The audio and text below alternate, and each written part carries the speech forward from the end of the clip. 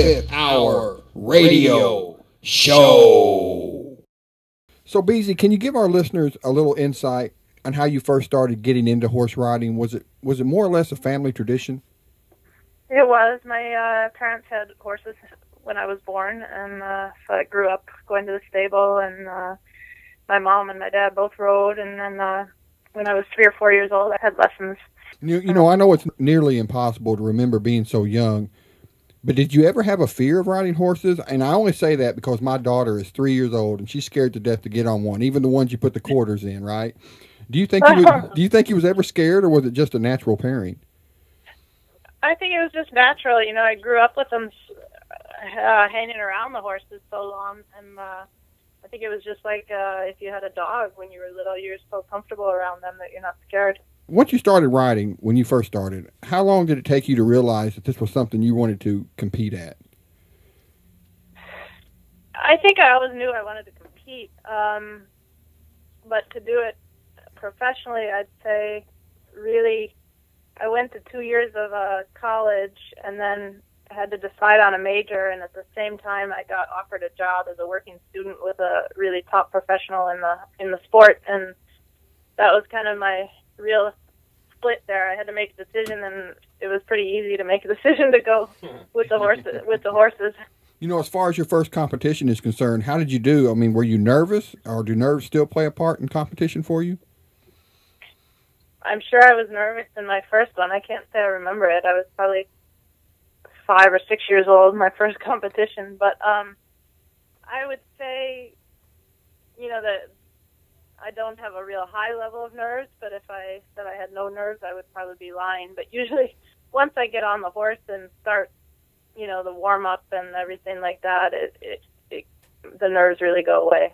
You know, we're from Southern Illinois, and mostly all sports involving horses in our area are racing and rodeo.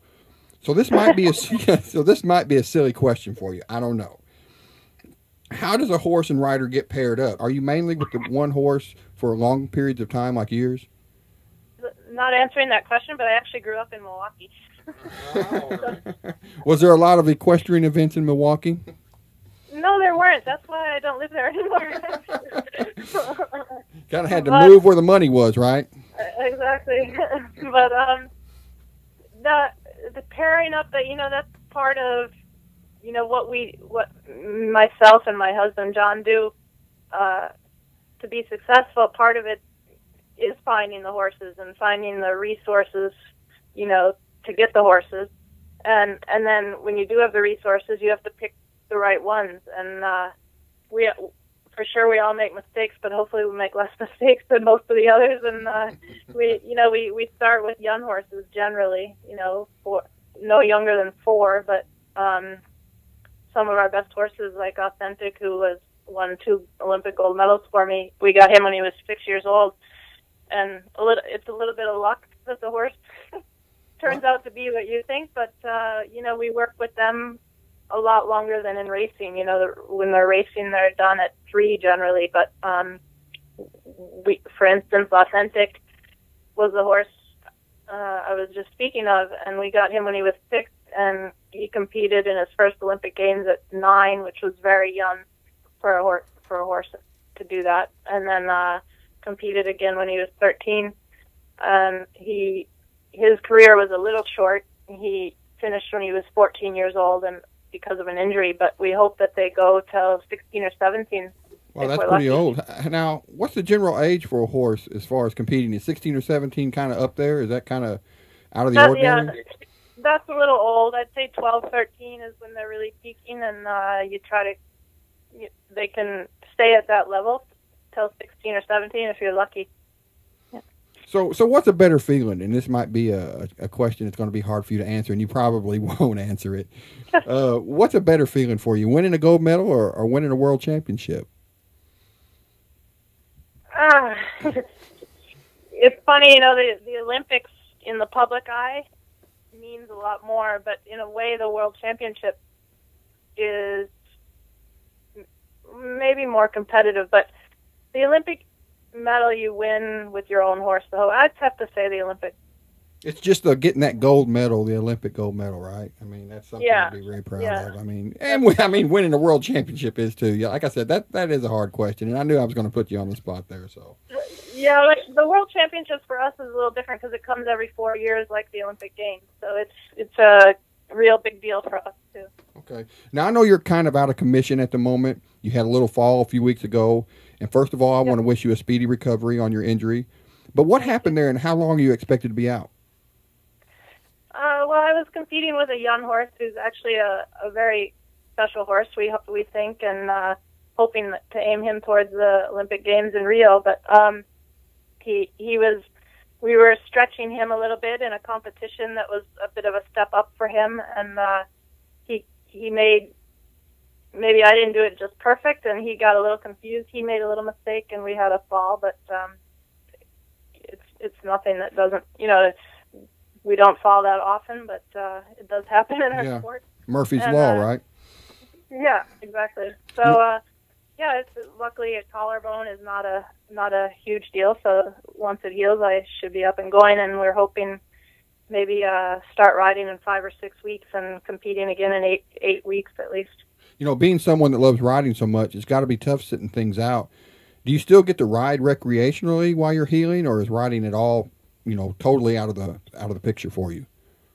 So far the doctor says totally out of the picture for a month. So. Are you one to follow doctor's orders? Well, as long as I can heal as fast as I can, that's what I want to do first. So maybe we can convince him differently tomorrow. We go to see him tomorrow. So what are you doing right now to pass the time? You catching up on any hobbies, TV shows, stuff like that?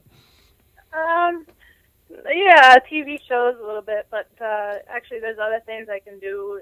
In the stable, we had a bunch of students this weekend at our farm that we're preparing for a big competition in a couple of weeks in Calgary. So we stay busy enough.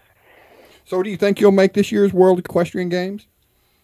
I'm hoping I can. I have 2 very top horses, and for sure I can be healed and up and going at that time. The crunch time we have is we have some requirements I have to fulfill to make the team, and that'll come up a little sooner than we would love, but I should be ready for it. So. One last question for you, Beezie, if that's all right. It's the same question we ask all our guests. What's something no one knows about Beezie Madden?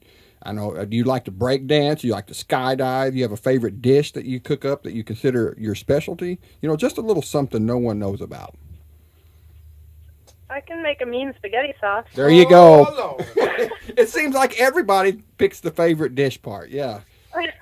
So you can make a mean spaghetti sauce. What makes your spaghetti sauce? Yeah. What's it going on? What makes it so mean? Is it secret? Well, it's a secret. Yeah. It's the secret ingredient, everybody. Okay, a little brown sugar though goes a long way. So on a scale of 0 to 10, where do you put your sauce? It's a 10.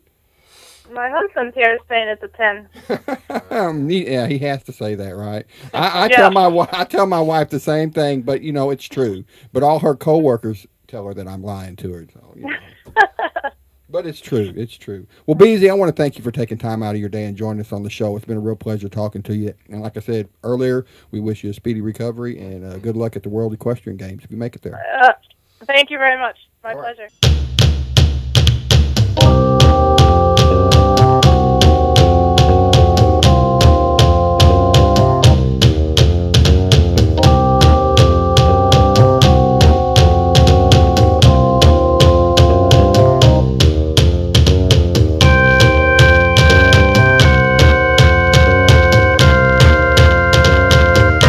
The 25th Hour Radio Show.